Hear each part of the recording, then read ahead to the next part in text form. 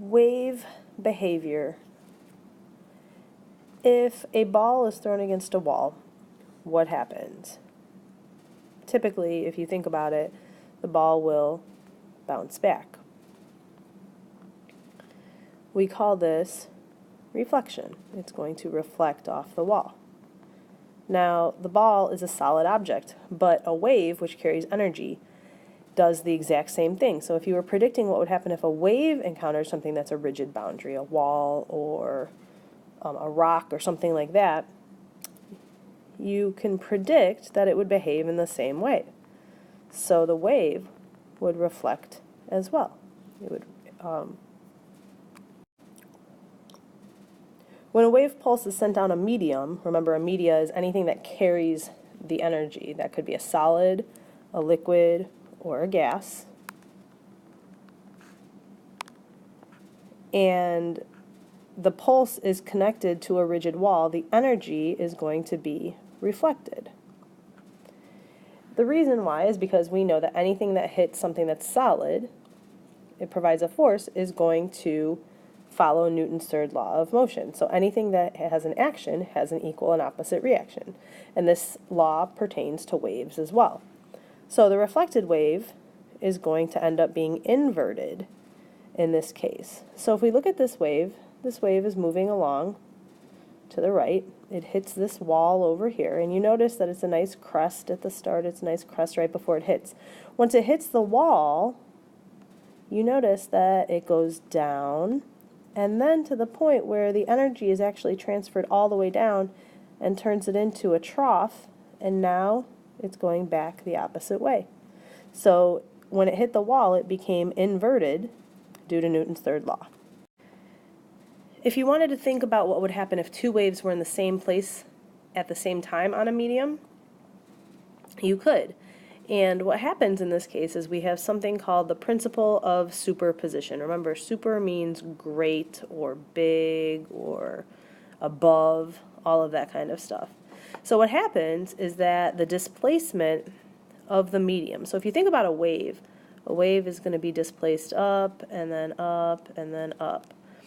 If we have two waves, or more than two waves, you're actually going to combine them algebraically, or add them, of the displacements of the waves. So if we have two waves, they can also combine to form a new wave. But if we have two waves, let's say we have this wave here, which is a +5 amplitude, and it's moving in this direction. And let's say that we have this wave over here, that's also a +5. When they connect with each other, they're going to actually double in size because we add the +5 and the +5. What we call this blue part over here is interference. The waves are interfering with one another. We have two types of interference. We have constructive, hopefully you see what word is located in there, and we have destructive.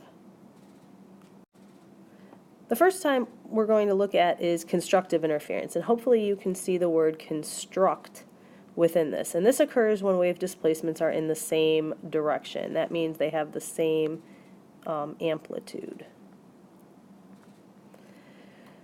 The two waves are going to pass through each other without changing their shapes or their sizes. That means they're not altered at all. And we get a pulse at the result. Remember, we call that a resultant, just like we did when we did vectors, at the overlap of the two waves, and we add them together, kind of like the demonstration I just showed you. This is another demonstration of constructive interference. So you can see that A and B are moving in opposite directions. They are both the same height, they have the same amplitude. Now, when they combine, they overlap at this point. You're going to take A plus B, and you notice that it is double, pretty much, the A plus the B.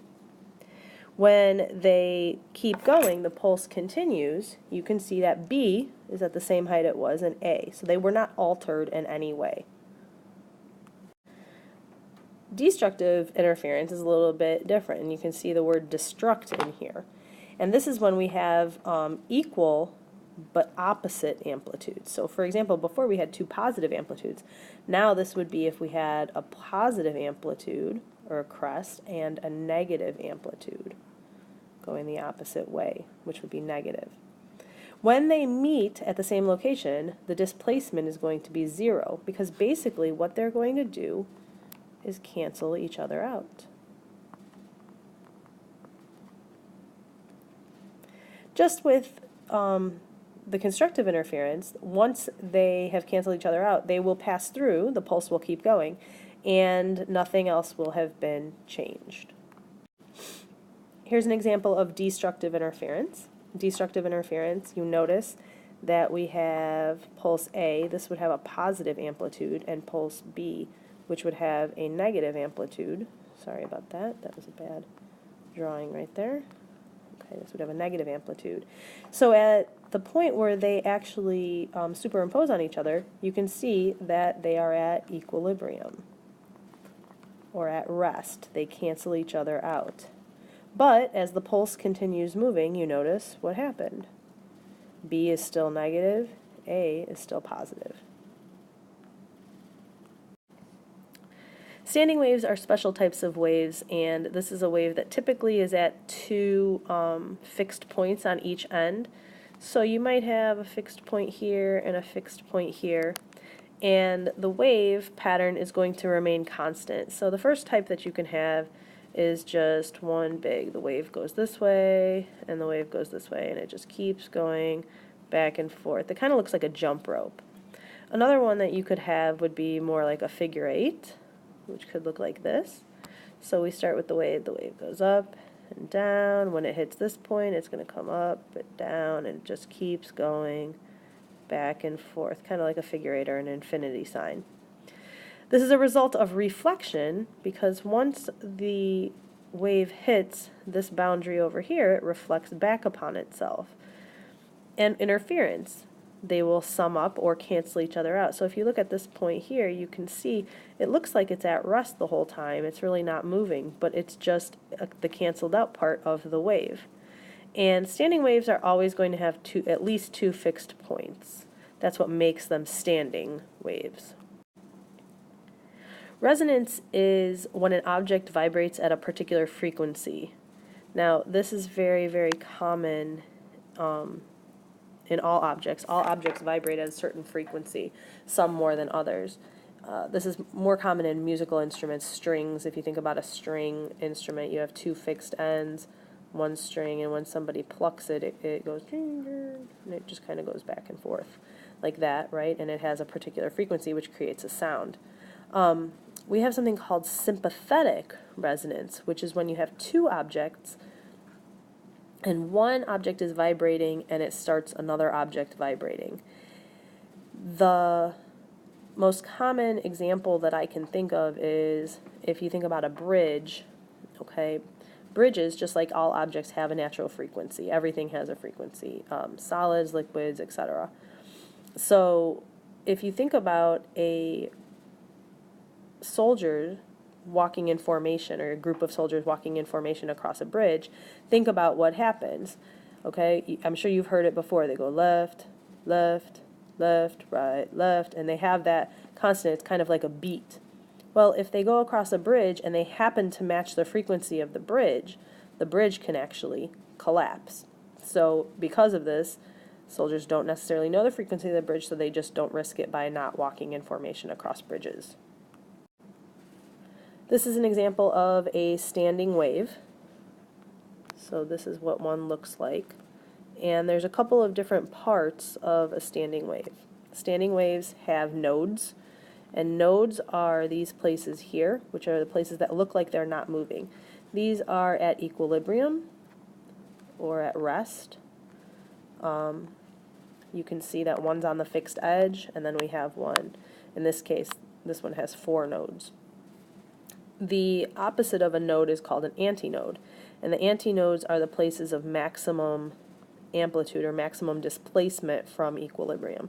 So you can see that these are the points here that are the antinodes. They're the ones that actually look like they're moving. In this case, we have 1, 2, 3 antinodes and 4 nodes. You'll always end up with one less antinode than nodes.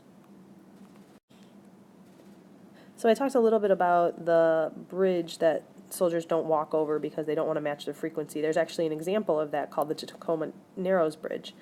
And when this bridge was being designed, there was an effort to save some money, and because of this, they cut some corners in the design. What they didn't know at the time was that they were compromising its stability. So the bridge was built, and it functioned for a few months, and then it ended up being collapsed due to wind-induced vibration. So it wasn't the same thing as like soldiers marching on it. It was just the wind, because the wind carries energy, it creates vibrations. So it also matched the frequency of the bridge until finally it just ended up matching that and collapsing the bridge. So the last thing I want you to do is I want you to actually watch this link and watch the Tacoma Narrows Bridge. It's an interesting video to kind of watch what happens, and you get to see a car on it, and I won't spoil it for you. But it's very interesting to see and to watch this feat of engineering end up actually falling apart. Once you're done with that, you have the interference of waves paper, and if you finish that ahead of time, you can turn it into the sub. Otherwise, you can wait and hang on to it till tomorrow. Okay? Monday, you're going to have a test on waves and the interactions of waves, so make sure that you start studying. Have a great day.